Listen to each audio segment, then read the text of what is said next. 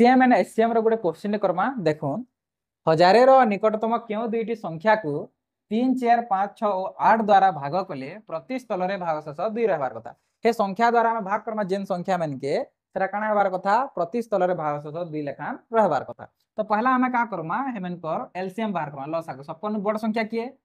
8 गुणन तापर किए 6 6टा केनार बनी छे 2 3 6 इने ऑलरेडी 2 मेने अछन सेतिला हमें ने जिमा 3 तापर देखुन 5 ने 8 और 3 रे 5 ने जिमा और बाकी 4टा 2 गुणा 4 बंसी 8 रे अच्छे तापर 3 तो ऑलरेडी हमें नहीं सानना तो 5 3 15 15 अष्टा 120 हे जबा एटा हे जबा हमर एलसीएम बा लसागु ई एलसीएम द्वारा यहा दे हमें ई हजारे के भाग करम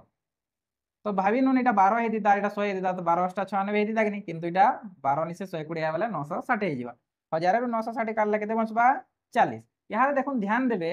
इने काना अच्छे सब अलग अलग संख्या माने अच्छे सेतिले हमके फायदा हबा तो का करमा हमें ई हजारे रु